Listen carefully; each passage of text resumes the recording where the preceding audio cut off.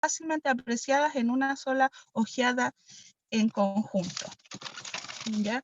Y abarca, dice, básicamente el mismo terreno, consideran el mismo misterio de Jesús casi idénticamente, muestran sorprendentemente concordancias verbales y también notables diferencias, ¿ya? Bueno, acá, como se dice entonces, de que el sinóptico viene del griego sinópticos, y bueno, en sí es ver en conjunto, ¿cierto? Tener una visión en general, ¿cierto? De estos tres evangelios.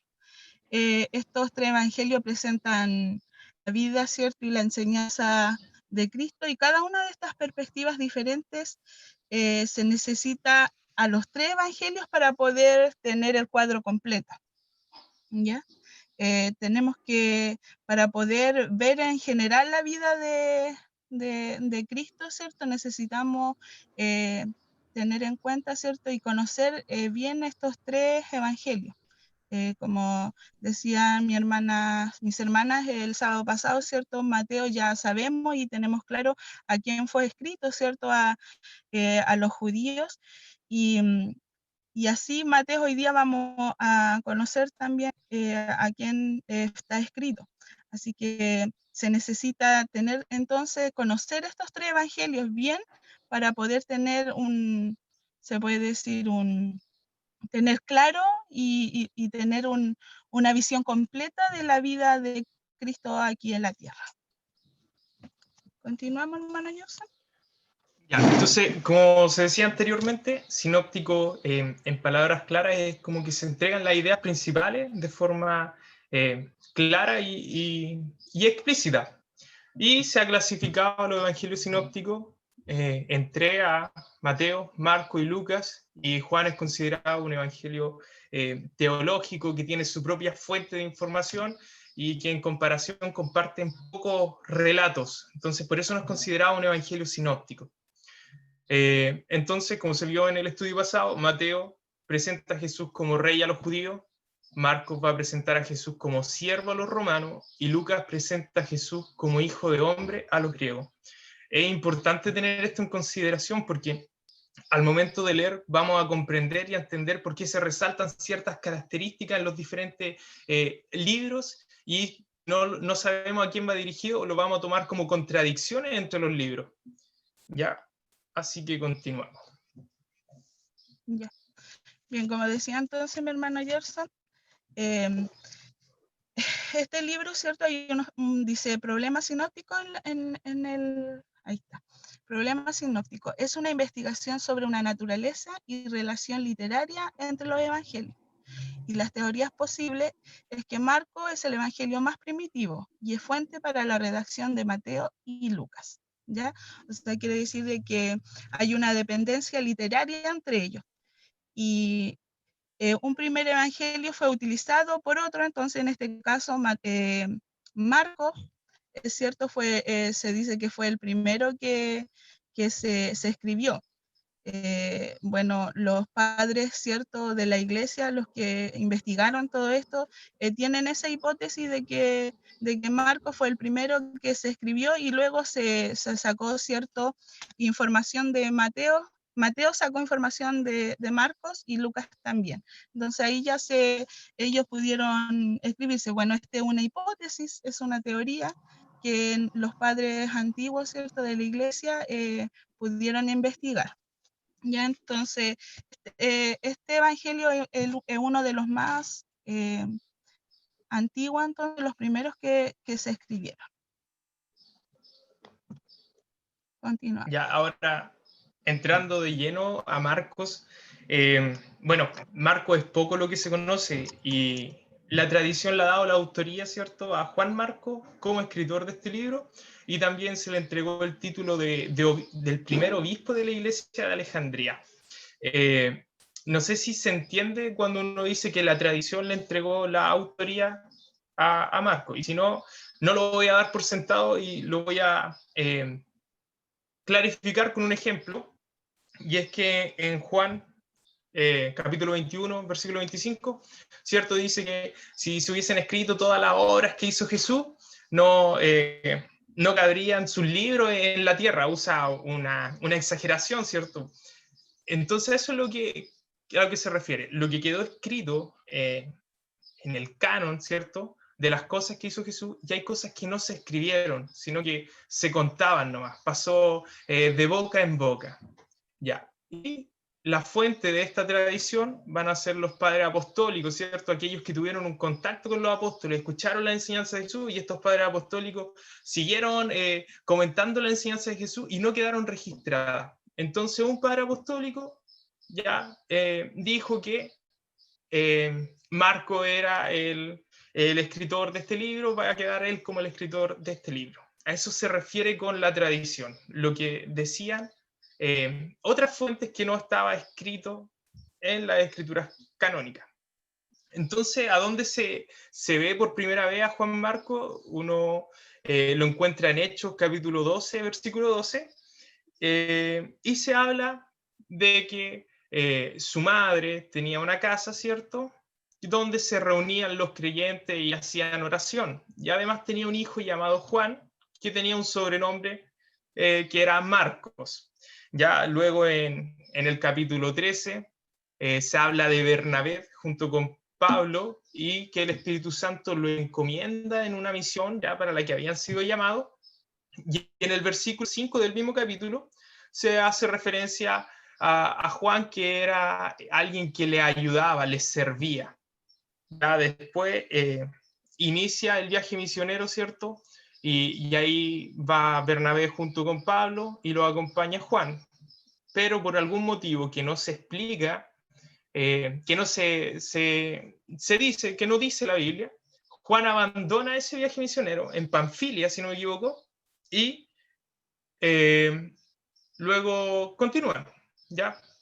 Cuando ya va a iniciar el segundo viaje misionero, Pablo no quiere llevar a Juan Marcos porque lo abandonó en el primero. Y ahí ocurre una separación entre Bernabé y Pablo, ya porque Bernabé lo quería llevar. De hecho, se habla de que eran parientes, y para ser un poco más exacto, del sobrino. Entonces ocurre esta separación entre Bernabé y Pablo decide ministrar con Silas, y Bernabé decide ministrar con Juan Marcos. Entonces ahora empiezan a ministrar por caminos separados. Llegando a Timoteo, en la segunda de Timoteo, capítulo 4, versículo 11, Pablo hace referencia a Marcos, ¿cierto? Y dice, lo solicito porque me ha sido muy útil en mi ministerio. Entonces, con eso ya podemos deducir que luego de esa pelea que ocurrió por su culpa, ocurrió una reconciliación en algún momento de la historia que no quedó escrito, pero por sus palabras se deduce que ya había armonía entre los dos. Ya, esto es un poco de la historia de Marco. Ya pasando al autor, ¿cierto? Ya dijimos que la tradición se lo entregó a Juan Marcos como autor de este libro. La verdad, la información de autor es muy limitada y es escasa. El libro no hace mención de su historia. Entonces, tampoco en la tradición ya hay como un consenso en el pensamiento de que él sea el autor. Y no hay unidad, ya a eso me refiero. Entonces, voy a citar a Papías, un padre apostólico. Por eso les decía la tradición, porque vienen de dichos que no quedaron escritos, pasó de boca en boca. Y este dice que, una autoridad bastante antigua, que Marco ni siquiera siguió al Señor y no escuchó las palabras de su boca, ¿ya? Pero sí Jesús tenía una llegada directa a la casa de su madre, ya porque ella ya era discípula de antes de la Pascua. También dice este autor, y lo voy a leer, ya lo escribe alrededor del año 140 después de Cristo, dice, Marcos, que vino a ser el intérprete de Pedro, redactó con cuidado, pero no en orden, todos los recuerdos de Pedro acerca de lo que el Señor había dicho y hecho. Ya y bajo eso nos hace entender que una de las hipótesis que había es que Juan Marcos en los tiempos de Jesús sea un niño. Y ahí se desprenden dos hipótesis más, que se cree que Juan Marcos era con los niños con que Jesús jugaba y los abrazaba, como dice un pasaje en los evangelios. Y también se cree que Juan Marcos podría ser el niño que lo prendieron, se quitó la sábana y salió desnudo, corriendo. Y ese relato solamente aparece en Marcos, entonces por eso se cree que él como que hablaba de su historia al escribirlo. Se encuentra en Marcos 14, versículo 51 al 52, y ahí se habla de este joven, ¿ya? Entonces sabemos que Marcos tenía como mentor a Pedro, y se cree que Marcos lo acompañó durante toda su trayectoria hasta el fin de su apostolado, y que él era portavoz en la audiencia de paganas. Claro, a la gente que no conocía, él le era portavoz a Pedro.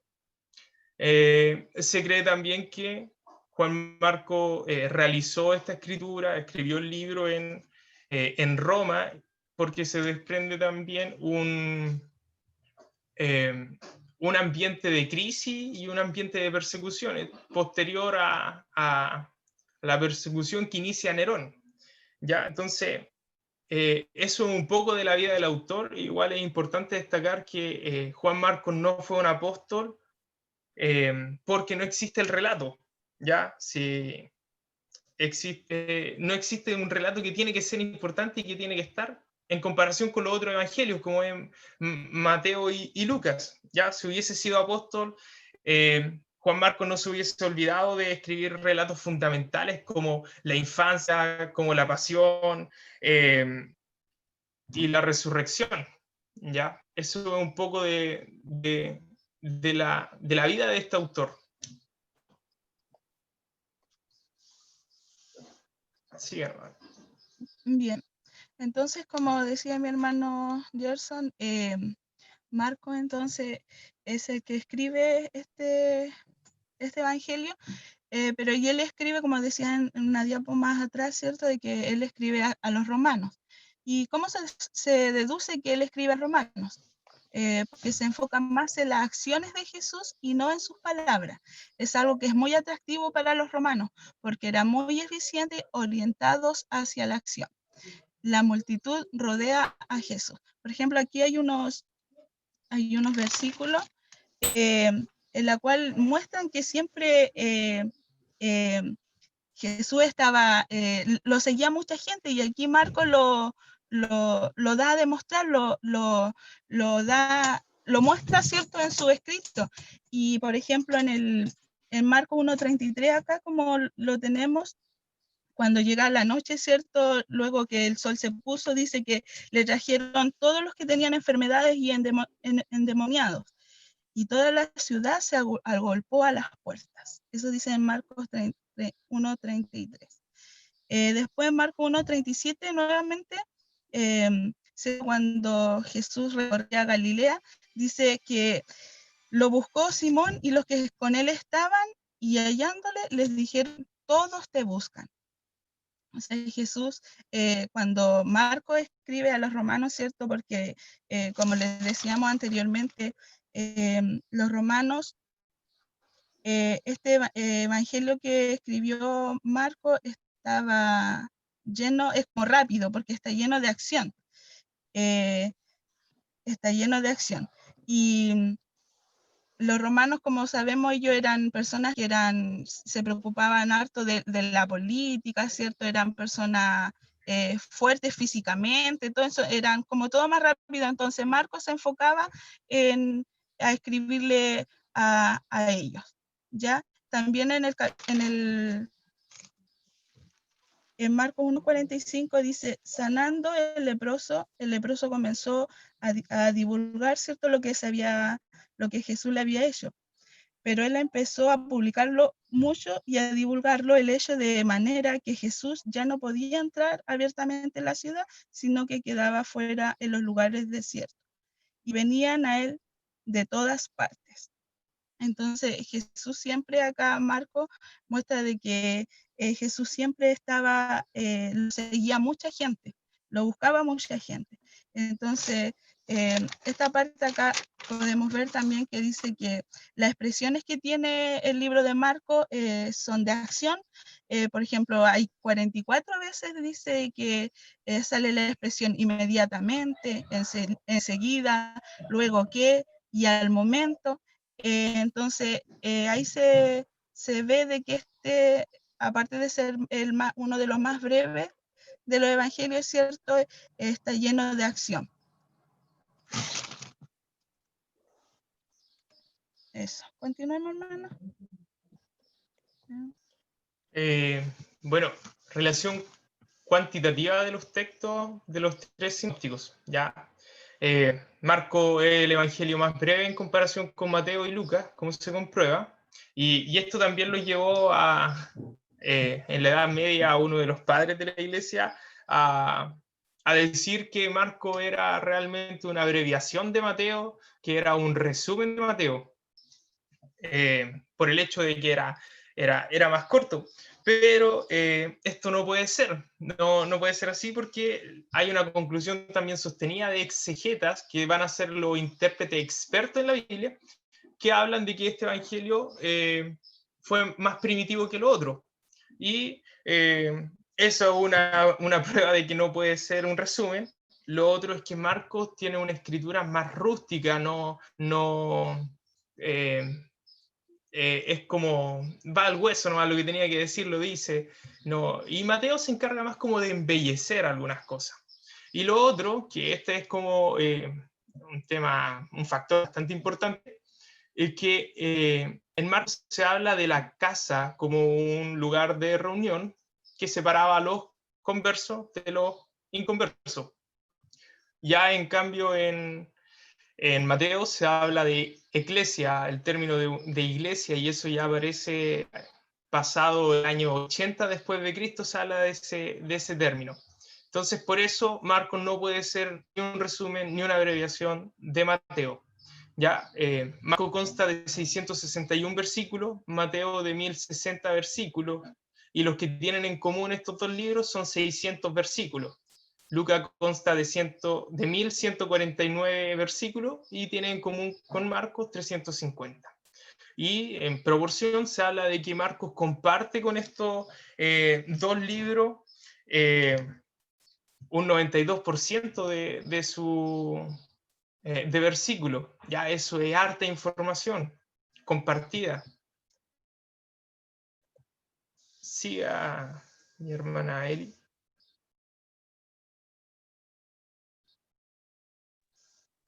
Bien, entonces acá como sigue en la diapo, dice el tema que presenta Marcos, ¿cierto? Presenta a Jesús como el poderoso hacedor de milagros. ¿Ya?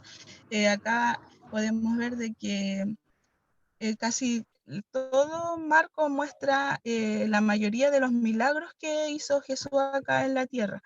Y siempre se presenta a Jesús, ¿cierto?, como el hacedor de milagros, el que hacía algo. Por eso le llamamos como adelante que el Marcos se presentaba como con la acción de Jesús, no solamente en la enseñanza, ¿cierto?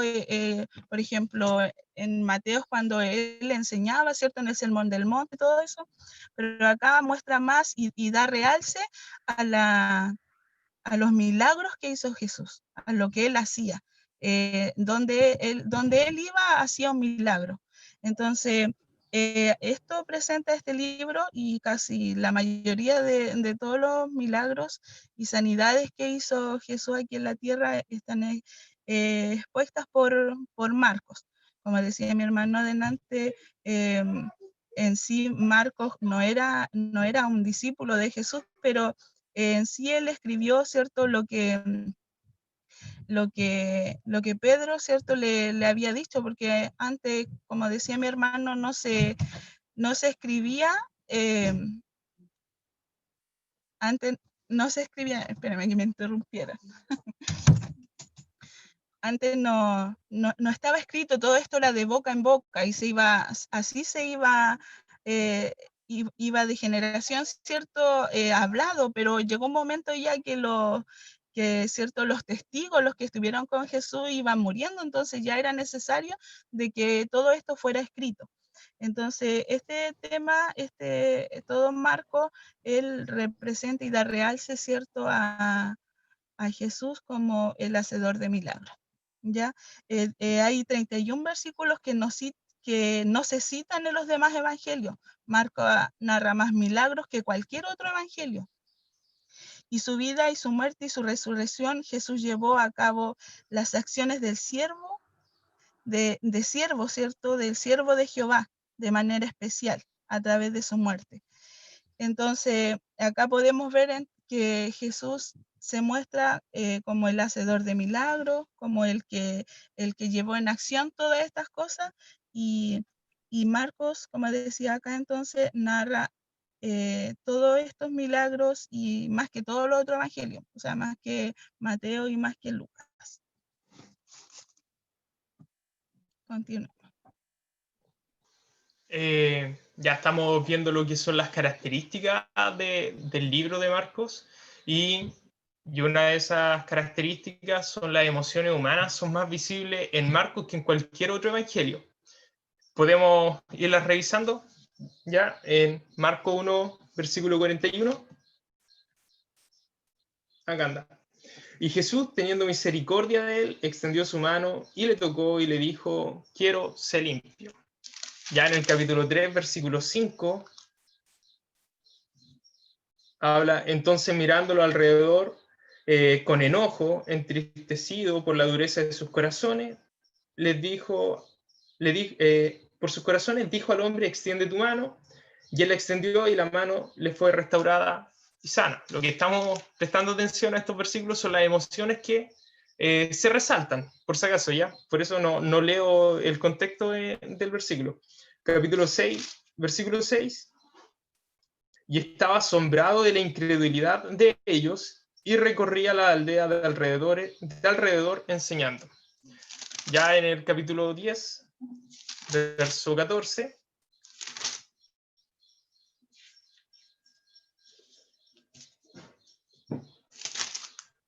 Ahora sí, capítulo 10, verso 14. Viéndolo Jesús, se indignó y les dijo: dejad a los niños venir a mí y no se los impidáis, porque de los tales es el reino de Dios. Y ya el verso 21. Entonces Jesús, mirándole, le amó y le dijo. Ya. Entonces el libro de Marcos refleja mucho lo que son las características humanas de Jesucristo. Ya recordar igual que lo presenta como un siervo a los romanos. Entonces es un siervo con sentimiento, con amor hacia los demás. Es importante tenerlo en consideración al leer el libro. Bien. Otra de las características, ¿cierto?, que tiene Marcos, ¿cierto?, es que el uso del latín era propio del Imperio Romano, y puesto que ese era su idioma oficial. Entonces acá, como podemos ver en Marcos 4:21, cuando habla del almud, ¿cierto?, en el latín modius, en Marcos 12:41, donde habla del tributo, ¿cierto?, dice census en latín. En Marcos 6:27, uno de la guardia, cuando habla en latín speculator. Y en Marcos 15:39, del 44 al 45, ¿cierto?, del centurión, centurio, también está en latín. Entonces, estas son las características de por qué Marcos, ¿cierto?, se dirige a los romanos. Entonces ahí tenemos una prueba de que él es, este libro, este evangelio, ¿cierto?, se dirigía, ¿cierto?, a los creyentes que estaban en Roma. Y no solamente a los creyentes, sino a todos los que estaban ahí en Roma. ¿Ya? Continuamos con otra característica.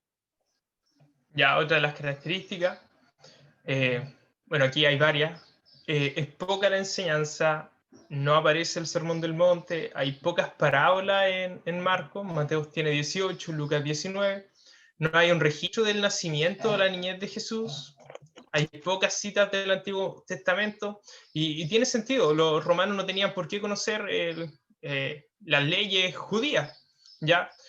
Pero contiene casi todos los milagros notables de Jesús. Continúe, mi hermana. Ya, entonces, ahí teníamos algunas de las características, ¿cierto?, del libro de Marcos. Posteriormente dice comparación entre Mateo y Marcos. Como decía mi hermano Ayerson, en Marcos 7:2, vamos a pedirle a alguien que lo lea. Mi hermana Nayaret, por si lo puede leer.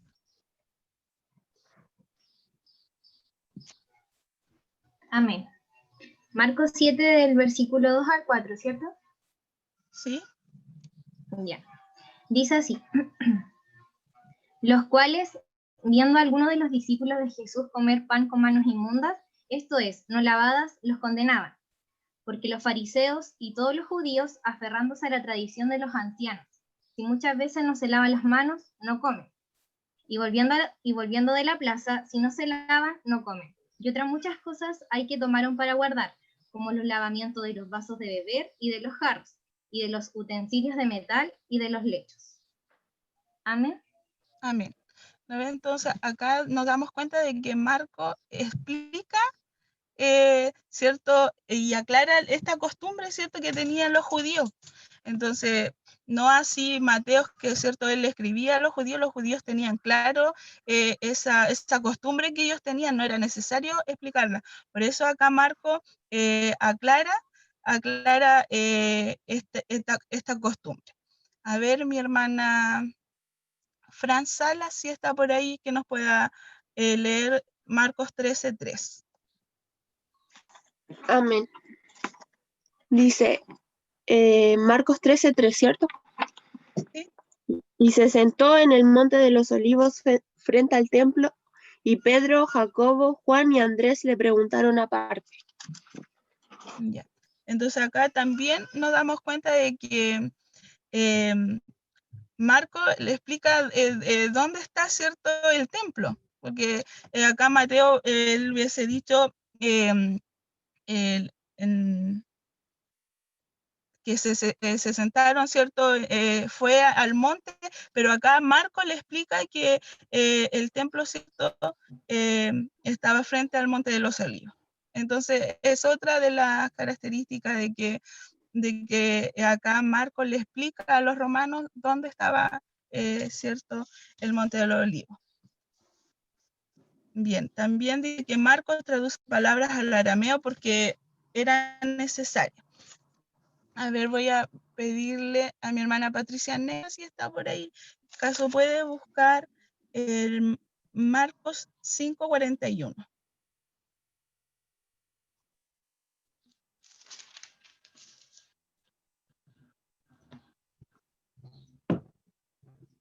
Sí, 5:41 dice, tomando la mano de la niña, le dijo, Talita Kumi, que traduciendo es, niña, a ti te digo, levántate.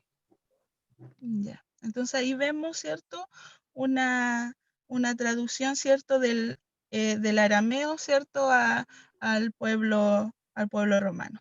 En Mateo, ¿cierto?, no era necesario, ya que ellos, ¿cierto?, como judíos, ellos sabían esta lengua. Voy a pedirle a mi hermano, a ver, ¿quién está por acá? Mi hermana Mariam, que el Señor le bendiga. Caso puede buscar Marcos 7:34.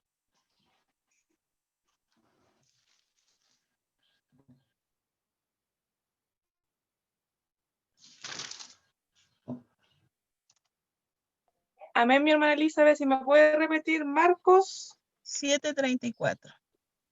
Marcos 7:30.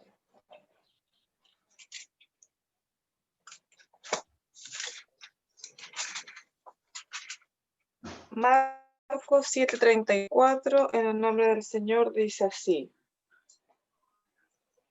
Y levantando los ojos al cielo, gimió y le dijo, Efata, es decir, sea abierto.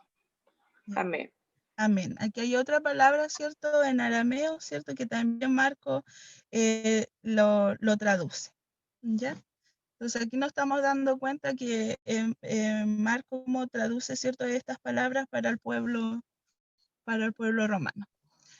A ver, mi hermana, a ver quién más está aquí. Mi hermano Carlos Riquelme, por si está acaso puede buscar en Marcos 14:36.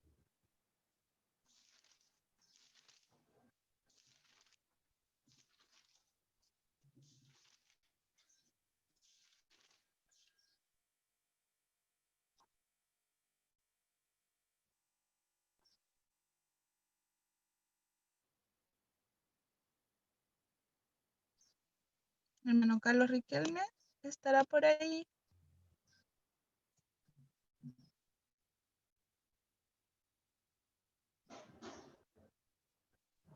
Mi hermana, disculpe que estoy un poquito ocupado, pero estoy escuchando. A la próxima Ya, le puedo, por favor, gracias. no se preocupe, mi hermano. Ya, a ver, alguien que me lo lea, por favor. La hermana Francela, léamelo, por fin. Y dice así, y decía, Abba Padre, todas las cosas son posibles para ti. Aparta de mí esta copa, mas no lo que yo quiero, sino lo que tú. Amén. Que el Señor nos bendiga. Entonces, una vez se da cuenta que acá hay varias palabras en arameo que Marco las traduce. Y ahí por último, para que participemos todos, a ver, mi hermana Jimena, si está por ahí, ¿acaso nos puede leer Marcos 15:34? Amén. Dice, y a la hora novena Jesús clamó a gran voz diciendo, Eloi, Eloi, lama sabactani, que traducido es, Dios mío, ¿por qué me has desamparado? Amén. Entonces aquí hay varias palabras en Marcos 15:22, cuando habla también de Gólgota, el lugar de la calavera. También son palabras en arameo que Marco traduce, y era necesario hacerlo porque él entonces estaba escribiendo, ¿cierto?, a esta comunidad de los romanos. ¿Ya? Esas son algunas comparaciones de Mateo y Marco, porque Marco solamente traduce estas palabras y las dice. Mateo y Lucas no encontramos esta traducción. Continúe. Ya, hemos ido viendo las características, ¿cierto?, de Marcos. La verdad, este no es un tema muy extenso. Ya estamos terminando. Y dentro de los relatos que encontramos solamente en Marcos es el viaje desde Decápolis, en el capítulo 7 al verso 31, y un ciego es sanado en Bethsaida, el capítulo 8. Ya, esto es para que lo tengan en consideración, si no lo pillan en otro evangelio. Claro, solamente, como decía mi hermano Gerson, estos dos, el evangelio, cierto, en Marcos 7:31 y 8:22, estos dos versículos que solo aparecen en Marcos, no aparecen en los demás evangelios sinópticos, ¿ya? Y también me recordaba que Marcos, él mencionaba que las mujeres no debían divorciarse de sus maridos. En cambio, Mateo, él no lo menciona porque obviamente, cierto, las mujeres de la sociedad judía no se les permitía que se divorciaran de sus maridos. Pero acá Marcos menciona que las mujeres no debían divorciarse. Entonces, claramente, cierto, tenemos aquí, con todo lo que hemos estado viendo, de que sí, Marcos estaba hablando a este tipo de personas, ¿cierto? O sea, digo, a los romanos les estaba escribiendo este evangelio, y eso lo tenemos que tener claro en el momento de nosotros, de cuando vamos a hacer una predicación, como decía el otro día mi hermana Abby, ¿cierto? Tener claro de quién, el autor del libro que nosotros estábamos estudiando, de quién vamos a predicar, a quién se dirigía, porque siempre nosotros muchas veces al tomar la Biblia, ¿cierto? Y la tomamos como literalmente que nos estuvieran hablando como a nosotros. Y hay mucha... obviamente que también nosotros sacamos ideas y sacamos cierto, se puede decir, ejemplos y como qué moraleja, ¿cierto? Nos deja cada palabra y la tomamos para nuestra vida, pero tenemos que tener claro que estos evangelios fueron escritos a personas, ¿cierto? A un pueblo, a una ciudad, ¿cierto? Determinada, que fueron escritos para ellos. Ya, aquí vamos en el próximo, a ver acá, vamos a hacer un ejercicio pequeñito, vamos a dar unos pequeños minutos para que ustedes lo puedan hacer. Vamos a Mateo 15, 21, 28 y Marcos 7, 24 y 30. Ya vamos a, dice el número 1, dice, contate la semejanza en el contenido y la forma entre ambos relatos. ¿Ya? A ver si lo pueden escribir por ahí y para que después vamos dando alguna respuesta. Es un pequeño ejercicio para hacer las comparaciones, ¿cierto?, del libro de Mateo que ya fue estudiado y ahora el libro de Marcos. Y en el 2 dice, compare los diálogos entre las personas que intervienen en las dos versiones. Y número 3, caracterice la intención de los evangelistas. Así que ahí los que estén ahí con un lapicito lo puedan hacer en un momentito. Vamos a dar unos segunditos para así después irles preguntando, ¿cierto? Este pequeño ejercicio. Ya los que no puedan, porque a lo mejor solamente están escuchando, no hay problema. Pero los que están ahí atentos y tengan un lapicito lo puedan realizar. Y todos podamos después tener, ¿cierto?, nuestra opinión de este ejercicio. No sé si mi hermano Gerson quiere decir algo, mi hermana Abigail, mi hermana Sarita, que está igual ahí, quieren aportarnos algo, sea todo bienvenido.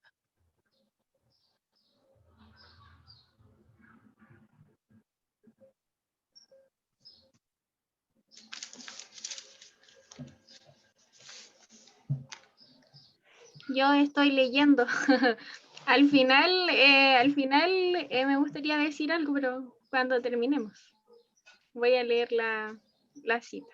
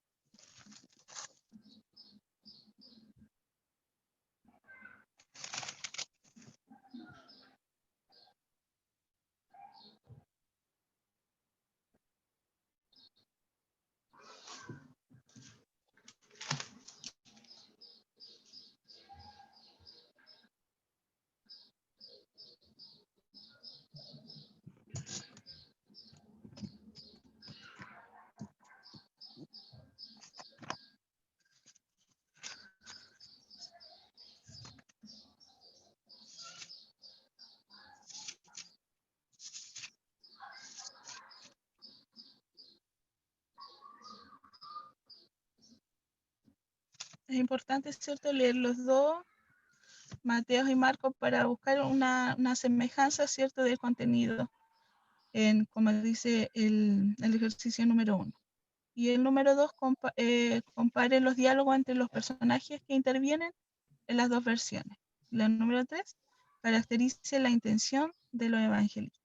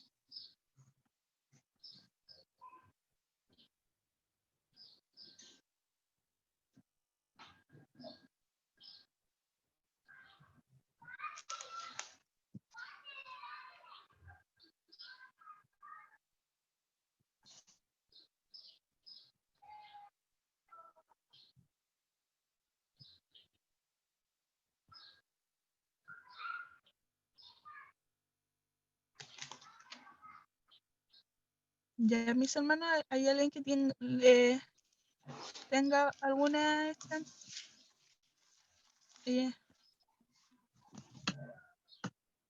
alguien que ya tenga algo?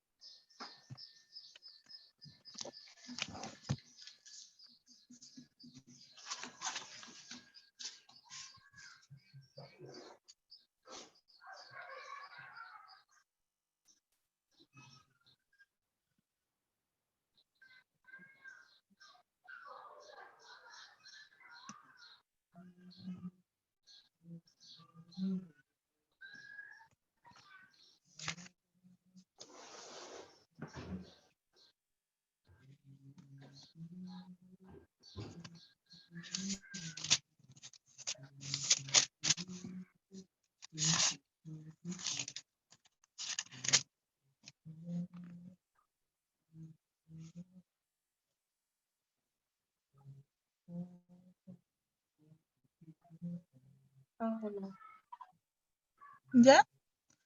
A ver, ¿alguien tiene algo? ¿Mi hermana Jime tiene algo por ahí?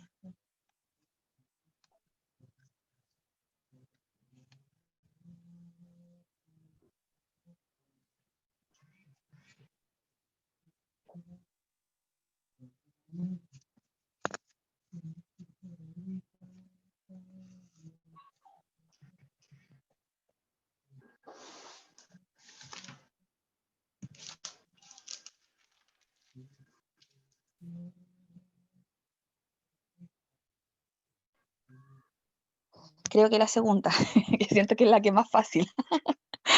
Ya, a ver, dígame, Dice, hermana Jime. ya, por ejemplo, en el relato de Mateo, ¿cierto? Interviene Jesús, la mujer y los discípulos. Y en la otra solamente, en el de Marcos solamente interviene Jesús y la mujer. Bien. Bien. Sí. Eso fue la más fácil. En la otra todavía estoy pensando. ¿Alguien más quiere decir algo de la número 2 que dijo la hermana Jime? ¿O alguien más tiene la 1 o la 3? Anaeli, yo nunca había hecho esta comparación, pero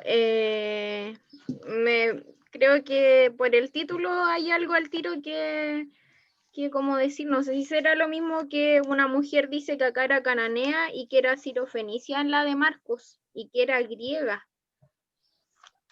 No sé si acá dice el otro, no, en Mateo parece que no dice eso. Claro, en Marcos dice cierto de que era una mujer. Acá, ¿no?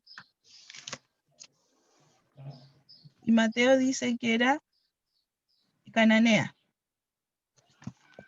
Pero en sí acá lo que quiere decir en Mateo que bueno, sitúa esta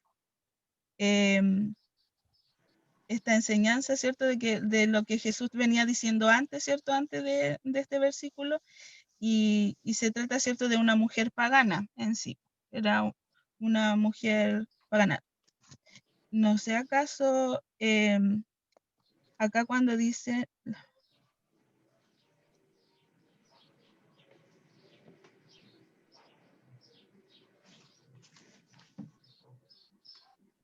Claro, ahí hay una de las diferencias. A ver, ¿alguien tiene algo más? ¿Otra semejanza? ¿O alguna características de la intención de los evangelistas.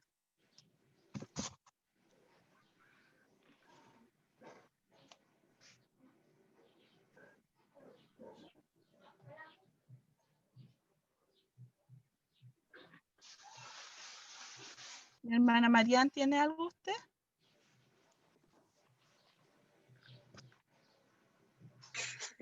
Aquí estaba leyendo que dice, en Mateo dice, bueno, la semejanza habla de la misma región, de Tiro y Sidón, ¿verdad? Ujú. En ambos textos. Pero en Marcos dice, y entrando en una casa, no quiso que nadie supiera. Y en Mateo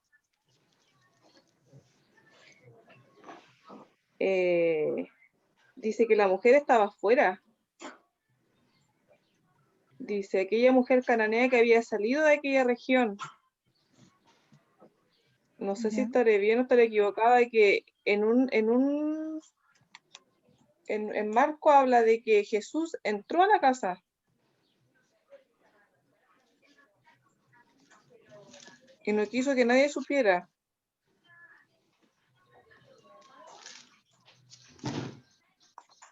Y acá habla de que la mujer estaba afuera, que la mujer había salido de la región pidiendo ayuda en Mateo.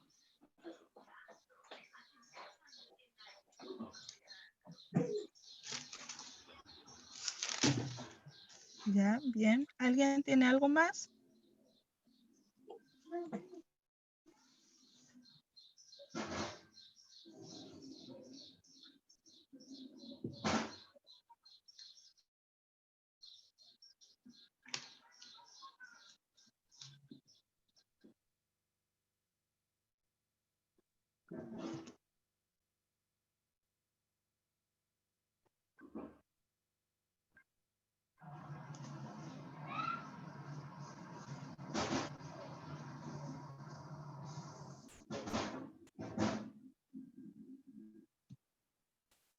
Hermana Marian, en Marcos cuando habla, ¿cierto?, de que, o sea, que Jesús quería, él quería entrar a la casa, pero dice que no logró entrar. Y ahí aparece ya la mujer.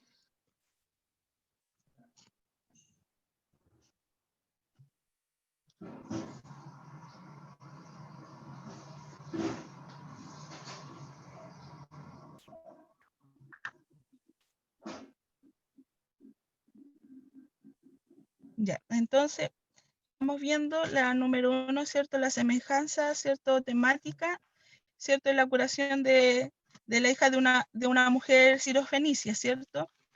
Y acá podemos ver que el diálogo entre la mujer y Jesús muestra la semejanza más formal, más remarcable, dice. Por ejemplo, acá en Marcos, que en Marcos dice que evangeliza en medio de paganos, ¿cierto? Le interesa subrayar la actividad de Jesús entre los no judíos. Y acá en Mateo dice que él sitúa este relato para ilustrar la enseñanza anterior de Jesús. Se trata de una mujer pagana, por tanto, según la mentalidad religiosa judía, una mujer excluida e impura. ¿Ya? Ahí tenemos alguna semejanza. Y la 2, donde dice compare los diálogos entre los dos personajes, ¿cierto? Como decía mi hermana Jime, ¿cierto? Mateo hace intervenir a estos personajes en forma directa, ¿cierto? La mujer, los discípulos y Jesús. Y Marco está en primer plano dando esta narración de lo hecho, como decía mi hermana Jimena. Y la 3, ¿alguien tiene la 3? ¿Algo de la 3? Sí, hermana Eli, ¿Alguna? yo estaba leyendo acá y decía algo ahí que me llama la atención en Mateo, que como que la respuesta que le da Jesús es como súper tajante, dice, no está bien tomar el pan de los hijos y echarlo a los perrillos. Y en Marcos como que da una opción como más abierta. Dice, pero Jesús le dijo, deja primero que se sacien los hijos. Es como que le deja la opción a la mujer, o sea, no es como que le diga que no es para ellos, sino que como que primero alguien y después lo otro, una cosa así. Claro. En Mateo, ¿cierto? Se preocupa por recalcar la prioridad, ¿cierto? De Israel como de los primeros destinatarios de la misión de Jesús, ¿cierto? Judíos.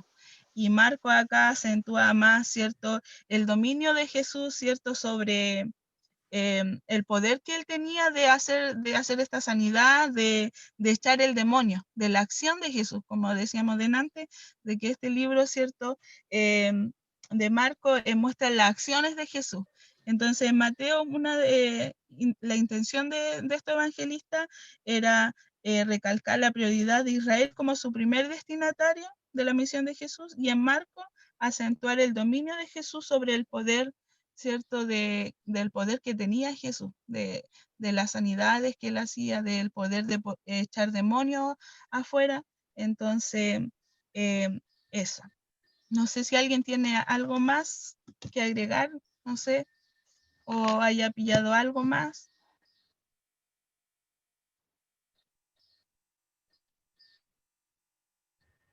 Hermano Gerson, ¿algo que decir? Ya bueno, en el versículo 28 de Mateo termina como dando por sentado que lo que Jesús dijo se hizo, pero ya en Marcos como que lo deja como evidenciado por la misma madre que llegó a su casa y vio la sanidad, vio a la niña acostada en la cama y ya sana. Me llamó la atención igual, que Mateo solamente haya quedado como citado por las palabras de Jesús, y ya en Marcos hay una corroboración, se verificó que realmente quedó sana por alguien externo, no sé si se entiende, que fue en este caso la misma mamá de la niña. ¿Alguien más quiere decir algo?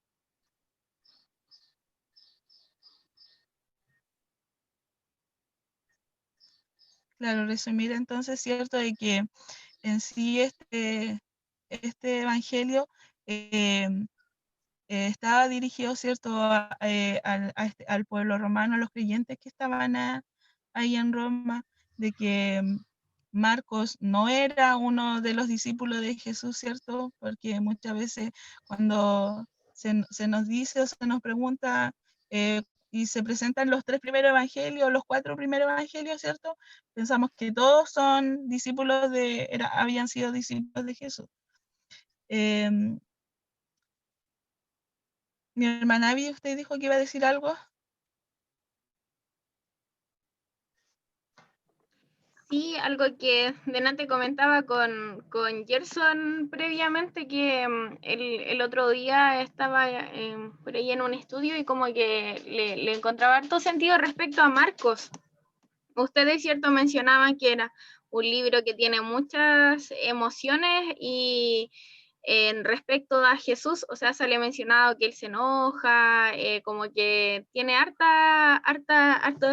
sentimentalismo en comparación a Mateo, que no sé si se acuerdan los que estuvieron en el estudio pasado y lo que nosotros dijimos, que lo que Mateo trataba de hacer era poder como divinizar a Jesús, o sea, hacer entender a la gente que él realmente era el Mesías. Entonces como que le saca todo lo humano para que las personas, o sea, me refiero así a sacar a que no está en la historia, ¿cierto?, del relato estos sentimientos, porque podría ser que alguien haya pensado que Jesús no era el Mesías porque tenía estos sentimientos, ¿cierto?, que eran muy humanos. Y yo delante comentaba con Gerson y le decía que lo interesante también del Evangelio de Marcos es que los discípulos nunca entienden nada, como que en los relatos de las parábolas siempre se van después solitos a hablar con Jesús y le dicen así como, Señor, ¿y qué quisiste decir por esta parábola? Se supone que ellos debían entender. Ya el otro evangelio no sale esto, y en Marcos es curioso porque siempre después de las parábolas, dentro de las pocas, ¿cierto?, que hay, como ustedes decían, los discípulos se acercan a él y le van a preguntar así como, Señor, ¿qué significa esto? Entonces como que siempre los discípulos no entienden nada, así como que no logran entender aquello que que Jesús está explicando, y como que de cierta manera hay como una, a ver cómo decirlo, como que es como un fracaso, respecto a los discípulos que siempre tienen que acercarse a Jesús estando tanto tiempo con él. De hecho, en un momento creo que Jesús les dice, o sea, tanto tiempo llevo con ustedes, y como que no logran entender nada de lo que Jesús le está diciendo. En comparación a los otros evangelios, eso creo que nos sale. Ahí en las emociones como que se ve mucho que ellos quizás no entendían tanto lo que Jesús les decía. Eso, eso quería comentar.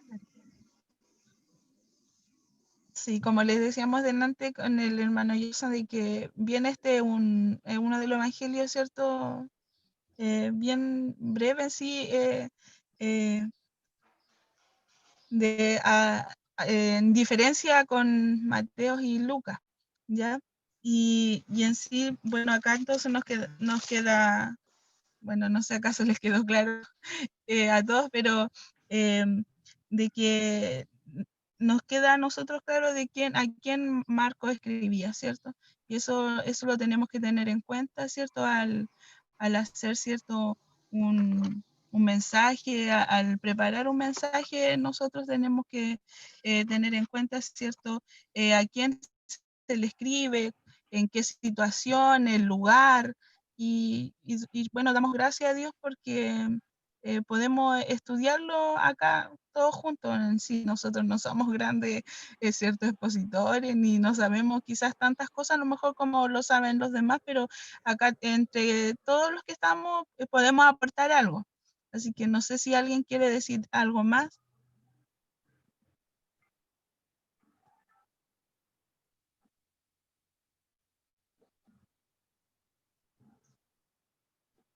¿No? ¿Nadie más quiere decir algo? Nosotros hemos llegado hasta acá con mi hermano Gerson. Hermano Gerson. No, no tengo nada que decir. Mi hermano Muchas Carlos, que gracias está por aquí, lo a veo. todos. Que el Señor le bendiga. Sí, interesante lo que están hablando.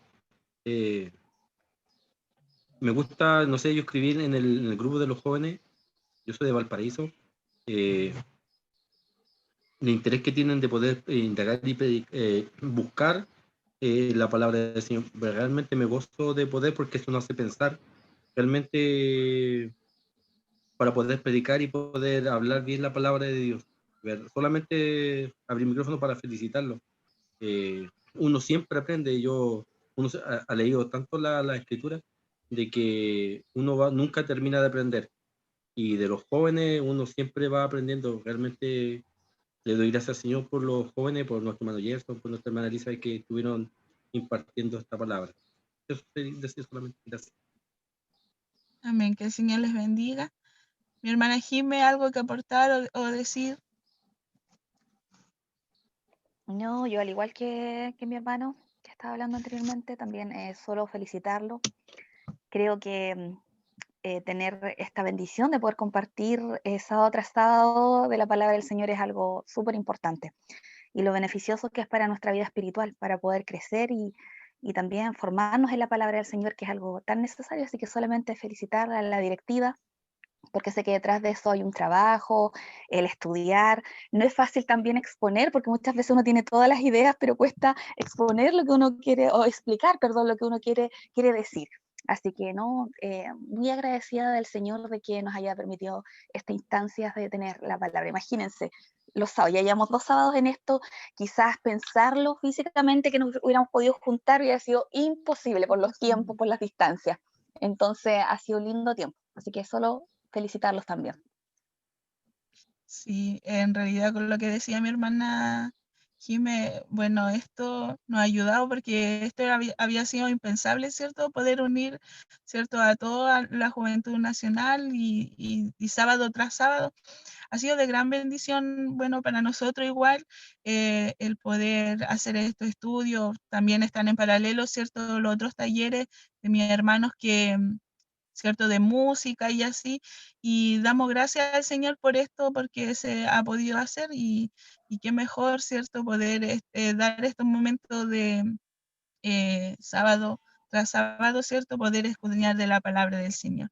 Bien, mis hermanos, que el Señor les bendiga grandemente por su tiempo, por poder ¿cierto? Haberse conectado, y esperamos, ¿cierto? El próximo evangelio, que es Lucas. Que el Señor bendiga a mis hermanos que lo irán a dar de igual forma, y así hemos estado aprendiendo harto de la palabra del Señor, así que estamos muy contentos con todo esto nosotros. Así que, no sé, mi hermana Abby nos despide con una oración. Sí, no hay problema. Aquí por el chat preguntan, dicen, sí, muy bueno. Gracias, hermano Gerson y hermana Elizabeth, por su estudio. Esperamos a Lucas. Sí, el otro sábado vamos a estar de nuevo con la hermana Sarita dando el Evangelio de Lucas. Y esperamos continuar también con algunas otras cositas más adelante. Y también, hermanos, aclarar, porque nos han preguntado varios, el tema de por qué se hacen los estudios paralelos. Ya no es porque nosotros queramos, sino que solicitamos un horario en el que no hubieran actividades a nivel nacional. O sea, se entiende que quizá en este tiempo no hay tantas actividades, pero más bien que nuestros estudios no chocaran, ¿cierto? Con, no sé, con alguna actividad de las iglesias locales, por las cuales después a nosotros tengan que llamarnos como la atención, porque, no sé, pues los jóvenes tenían que conectarse en su iglesia y se conectaron acá al estudio. Entonces nosotros tenemos que evitarnos esas cosas porque esta oportunidad es cierto que nos han dado igual, es súper buena para que podamos todos ir creciendo juntos. Así que esa es la razón. No sé, quizá en algún momento lo vamos a evaluar, si es que podrían darnos otro día para que los estudios no sean paralelos, porque es verdad que se conectan poco a este estudio porque hay alrededor de 40 hermanos que están en música. Incluso un poquito más, algunos días se conectan 45 y la mayoría de los que están ahí también participaban acá. Entonces, por eso que igual baja un poquito la cantidad de conectados, ¿ya? Vamos a orar ahora. Padre, te damos Hermana, gracias. adelante. Uy, dígame. No, disculpa. No, No, solo pero decirles que quedan grabados, ¿cierto? sí, también quedan grabados para que después puedan revisarlo.